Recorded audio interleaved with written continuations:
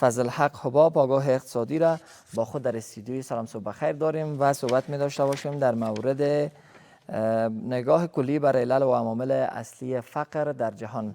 حباب صاحب سلام بر شما و خسته نباشید. صبحتان بخیر. خیلی خوشحال هستیم که شما را در استودیو داریم. سلام بر شما، سلام بر همکارانتان و یک سلام بر ملت عزیزمون افغانستان. تشکر از اینکه دعوت کردین. خوشحال هستیم. خیلی سپاس. ما همچنان خوشحال هستیم که شما را داریم. حباب صاحب در رابطه با فقر بر ما بگویید. از دید شما فقر چیست و چگونه تعریف دارین؟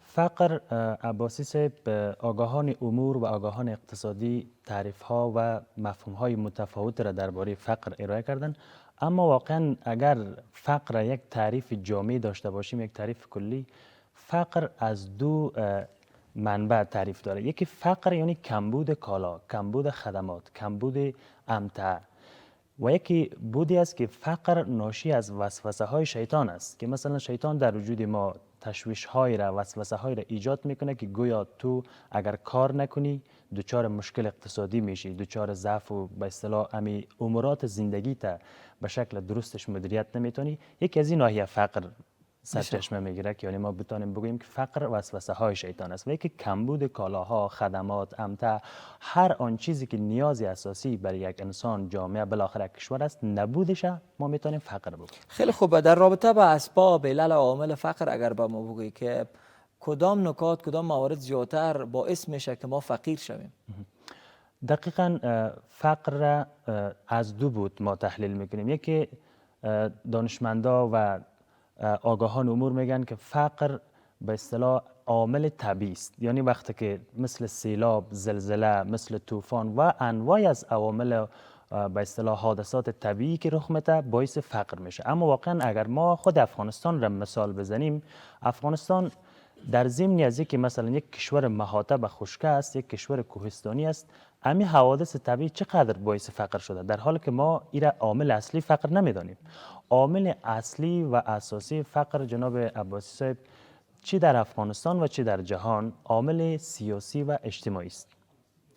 ما میتونیم نکات را مانند استعمار، استثمار، تحریم های اقتصادی و انواعی از عوامل که باعث فقر در جهان و در افغانستان شده بالاخره عوامل اجتماعی و عوامل سیاسی تشکیل میده، نه عوامل اقتصادی. افغانستان کدام ناحیه ما میتونیم بگیم که فقرش از ناحیه زلزله است، فقرشان از ناحیه سیلاب است، فقرشان ناحیه یا از کمبود منابع طبیعی است، در حالی که یک چیز نیست.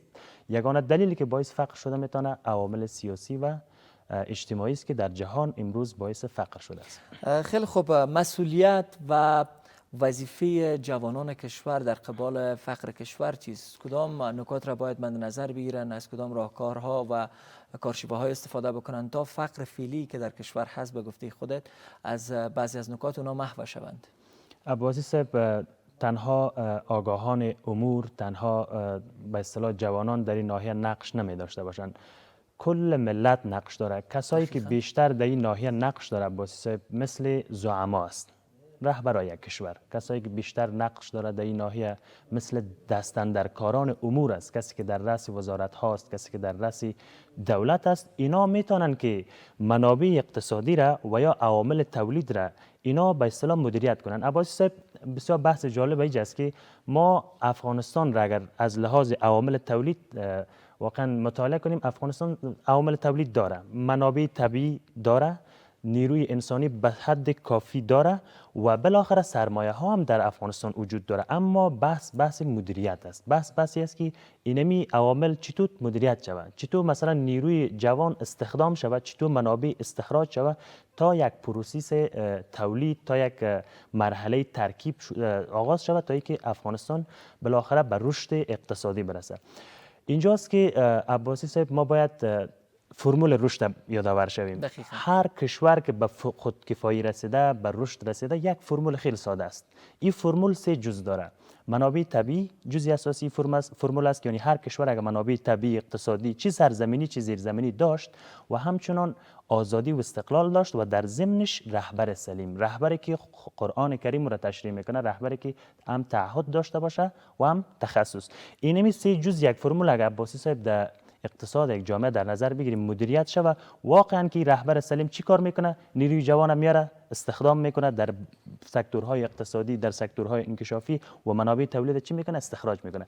همین پروسه تولید باعث میشه که افغانستان و بخصوص هر کشوری که بخواد به رشد برسه، اینمی فرمول نیاز است که تطبیق شود. دقیقاً. در کنار از اینکه با فقر اقتصادی بعضی از کشورها و بعضی از کشورهای که هستن در آسیا یا آسیای میانه و یا هم در جهان با اونا دست پنجه نرم میکنن، دیگه فقر از نگاه فقر مثلا ما چی داریم در فقر تحصیلی، فقر کاروبار و بعض مسائل دیگه هست که میتونیم از اون طریق هم راه حل ایجاد بکنیم به خاطر محو کردن فقر اقتصادی. نظر شما چی است؟ مسئولیت اعضای ما که در کشور زندگی میکنن که از راه دیگه بتونن فقر اقتصادی رو محو بسازه، از راههای بتونن مثلا از طریق تحصیل خود و از طریق کاروبار خود، شما نظر شما؟ عباسی صاحب، واقعا فقر ما تنها تو نمیگیم که فقر کمبود کالاست. فقر یعنی نداشتن پول جهت تداوی، فقر یعنی نداشتن حق تحصیل، فقر یعنی نداشتن آزادی و استقلال. ما تنها فقر به یک بود شرح نمیدیم. اینال وقتی که یک کشور بتانه از هر نگاه انکشاف داشته باشه، از هر نهاد رشد داشته باشه، پس مهم است که بود اقتصادیش رشد کنه. انما خود ما اگر مثلا شکم ما گرسنه نباشه، سیر باشه، ما میتونیم علم بیاموزیم، ما میتونیم کار بکنیم، ما میتونیم تجارت کنیم. وقتی که اینی ناحیه مثلا ما مشکل داشته باشیم، ما به هیچ پلان ما، به هیچ برنامه آینده ما رسیدگی کرده نمیتونیم به شکل درستش. بنان ایجا وظیفه علما، اساتید همه دستن در کاران علمی و اکادمیک است تا مسئولیت احساس کنند، تا قسمی که پیامبر صلی الله علیه و سلم میفرماید و قرآن میفرماید که ما همه ما مسئول هستیم، نه یک فرد ما. اگر ما خود ما به اصطلاح همت به خرج بدیم، تلاش کنیم که در بود اقتصادی رشد کنیم، در بود تحصیلی رشد کنیم، در بود تکنولوژی، در هر بود رشد کنیم، پس نیاز مبرمی است که ما بود مادی جامعه ما را که اقتصاد است شگوفا بسازیم، تا اینکه در آینده ها و تا اینکه بتانیم زیربناها و پروژه های دیگر از طریق این اقتصاد رونق و انکشاف. دقیقاً. حباب صاحب، شما من حیث یک جوان کشور شاید به نکات متوجه شده باشین که جنبه های رشد اقتصادی در کشور داشته باشه. کدام راهکارها و کارشیوه ها را شما پیشنهاد میکنید به ایسای ما؟ دقیقاً ما برای تمام دوستا و عزیزایی که در رشته اقتصاد و خصوصا در ناحیه در بود اقتصادی مسئول هستند و کار میکنن، برشان پیشنهاد میکنم که از سرمایه گذاری آغاز کنند. واقعا اگر ما کشورهایی که به رشد رسیدن اونا رو الگو در بود اقتصادی ما قرار بدیم، یگانه کاری کردن سرمایه گذاری کردن، یگانه کاری کردن نیروی جوان را نماندن که از کشور براین، نماندن که آگاهان ما، تحصیل کرده های ما از کشور براین، فقط سرمایه گذاری های کوچک، چی در بخش تحصیلی، چی در بخش انکشافی، زراعت.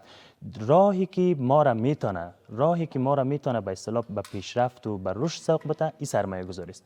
شرکت های کوچک سهامی، شرکت های کوچک تولیدی، شرکت های بزرگ و متوسط خدماتی ایجاد شود تا اینکه نسل جوان، تا اینکه افراد متخصص در رأس و افرادی که تعهد هم در وجودش باشه کار کنه، واقعا میتونه که از هر نوع فروپاشی اقتصادی، سیاسی، اجتماعی جهان و افغانستان را نجات بده. خیلی خوب، خیلی خوب حباب صاحب، نکات جالب را اشاره کردین، نکات مهم را اشاره کردین. افغانستان هم یک کشور ثروتمند هست از نگاه منابع طبیعی که باید استفاده بکنیم، ولی اجزایی داریم که در این راستا کارهای خوب ارزنده را کردن، انجام دادن و اجزایی هستن که مصروف تحصیل هستن در این رابطه و کوشش میکنن کارشیوه یا برنامه‌ای را ایجاد بکنن که استفاده بکنن. بعضی ها هستن که از کسب کار کوچک شما یاد کردن، از تجارت کوچک آغاز کردن، یاد کردن که باید آغاز بکنه، جوانای ما تا در رشد اقتصاد کشور هم سهیم شون.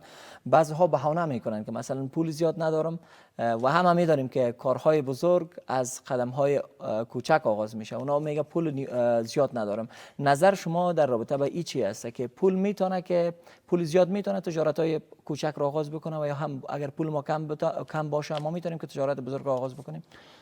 عباسی صاحب، جوانای ما بیشتر که تاکید به این میکنه که افغانستان باید در افغانستان پولدار باشی تا سرمایه گذاری کنی. یک چیزی به نظرم بی مفهوم شاید باشه، چرا ما وقتی که بزرگترین ثروتمندهای دنیا را بیوگرافیش مطالعه میکنیم واقعا از بسیار پولهای ناچیز شروع کردن. همین کمپانی فیسبوک که حالا بزرگترین فضای مجازی و شبکه مجازی در سطح دنیاست، ژاکبرگ مسئولش یا رئیسش خیلی با پول عادی، پول اندک با یکی از دوستایش آغاز کرد و حالا که میبینیم سرمایه‌اش به بیلیون ها و تریلیون ها دلار میرسه. اما جوانای ما بیان از ابتدا شروع کنن، از 10 افغانی پس انداز کنن، از 20 افغانی پس انداز کنن، سرمایه گذاری کنن، فقط امیدی برای آینده داشته باشن، فقط در آینده خوشبین باشن. خیلی از سرمایه گذاری هایی که عباس اشتراک نمیکنن در افغانستان، سرمایه گذاری نمیکنن، پول هایشان اینجا به اصطلاح در چرخه اقتصادی نمیندازن، دلیلش همین ناامنی های 2 دهه گذشته بودن که اکثر دوستای ما هم طبعا وقتی که سرمایه گذار را میگه بیا اینجا سرمایه گذاری کن، میگه شرایط برای من مناسب نیست، پول هایم شاید مفقود شه، شاید در دسترسم دور قرار بگیره. برن اگر شرایط خوبتر شه و شرایط امنیتی، هر جوان باید اینجا سرمایه گذاری کنه، پول هایشان، هر جوان بیا اینجا به اصطلاح تجارت را که مورد علاقهش است، تجارتی که مورد نیازش است و جامعه به اون نیاز داره، اونم تجارت به کار بندازه، پولهایش سرمایه گذاری کنه. این هم به نفع جامعه است عباسی صاحب، این هم به نفع خانواده هاست، این هم به نفع کشور است و واقعا که سرمایه گذاری راه نجات افغانستان از بحران اقتصادی است. خیلی خوب. نقش تجار ملی ما، بازرگانان ما که خارج از کشور هستن، ایزایی که در خارج از کشور سرمایه گذاری کردن و هیچگاه فکر به کشور خود نکردن و همیشه در فکری بوده که پول خوب به دست بیارن از کشورهای خارجی و کشورهایی که اونا سرمایه گذاری کردن، کشورهای عربی و کشورهایی که همسایه هستن. نظر شما در این رابطه چی است که چقدر نقش داشته می باشه تجار ملی ما در قسمت محو کردن فقر در جامعه؟ تجارها عباسی صاحب برات بگم که کسایی است که خیلی نقش داره در سطح اقتصاد کشور. تجارهای ما باید اول امتعی را وارد کنه در افغانستان که نیاز مبرم است. حالا ما اگر متوجه شویم، من چند پیش وقتی که در مسیر راه می آمدم، یکی از دکان‌های خوراک فروشی سر زدم، می‌بینی که با 10 نوع از برنج مواجه میشی. حالا واقعا چی نیاز است که تاجرای ما انواع از را در افغانستان وارد میکنه؟ ما نیاز به کالاهای تجملی نداریم. افغانستان یک کشور فقیر است، نباید ما کالاهای لوکس که قیمتش خیلی بالاست تاجرای ما او را وارد کنه. کالاهایی که به اصطلاح قیمتش ارزان است و با اقتصاد کشور، با اقتصاد خانواده و مردم ما موافق است، یعنی واقعا نیاز است ای را وارد کنه و از کالاهایی را که به اصطلاح تجملی است، گران قیمت است، نباید وارد کنه و خیلی در این ناحیه نقش داره. وسایلی که نیاز است، حالا بازارها و مارکت های ما را عباسی وقتی متوجه میشیم، واقعا بیشترین آمار و بیشترین ارقام کالاهای وارداتی ما را وسایل بازیچه های اطفال، وسایل تفریحی تشکیل میده. واقعا چی نیاز است؟ وقتی که ما بخوایم که یک اقتصاد مرفه داشته باشیم، یک اقتصاد شکوفا داشته باشیم، بیایم ما یک به هم کمک کنیم که بنیاد اقتصادی را، تهداب اقتصادی را، سرمایه گذاری های مهم را در این بود بکنیم. تاجرها باید موافق با دولت باشند، موافق با قانون وزارت مالیه باشد تا اینکه چطور امتعی را که وارد میکنه محصول گمرکیش بپردازه و امتعی را که وارد میکنه واقعا نیاز است نیست. مثلا تیل یا نفت و گاز بی کیفیت را وارد افغانستان نسازه. بالاخره همین میهن ماست، همین جامعه ماست. وقتی که ما بخوایم به خاطر منفعت شخصی خود به جامعه ضرر برسانیم، طبیعی است که جامعه رشد نمیکنه. اینمی فقری هم که فعلا در افغانستان است عباسی صاحب، این میراثی از همین زعمای گذشته است که هر کسی که در افغانستان اینجا آمدن بنابر هر دلیلی منفعت شخصیشون ترجیح دادن نسبت به منفعت جامعه، در حالی که ما نباید کار کنیم.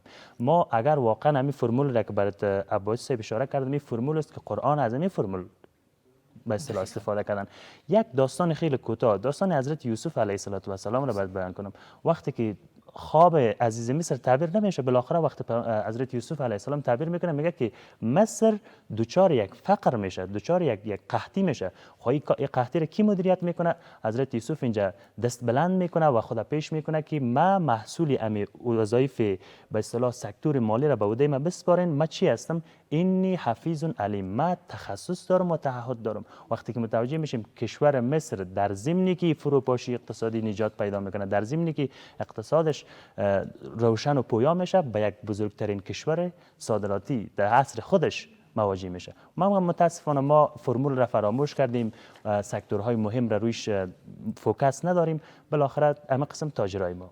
خیلی خوب فضل حق حباب، آگاه اقتصادی، خیلی سپاس از حضورتان. گپ نگفته باشه در دلتان، در ذهنتان. تلویزیون ملی افغانستان برنامه سلام صبح خیر خدمتتان است. تشکر بسیار زیاد عباس. واقعا نیاز است حالا که برای جوانای ما، برای عزیزای ما که در رشته تحصیل و در رشته یادگیری مهارت ها و در رشته سرمایه گذاری ها کار میکنن، برشان این پیام را برسانیم که عزیزای دل، شما افغانستان را میهنتان بدانین، افغانستان را خانه تان بدانین، بیاین اینجا سرمایه گذاری کنین، بیاین اینجا تحصیل کنین، بیاین دست به هم بتیم، بیم از فروپاشی هر نوع سکتوری کشور ما خود ما دست به کار شیم. افغانستان بالاخره هتل نیست که ما تغییر مکان کنیم یک جای دیگه بریم. این خانه ماست، این میهن ماست، این خاک ماست. در این خاک، در این مزرعه پاک به جز مهر، به جز عشق دیگر تخم نکارید. خیلی سپاس از حضورتان. خیلی تشکر از سخنهای نیکتان. تشکر، افتخار بخشیدین. سلامت باشین. تشکر از شما. بخیر باشین.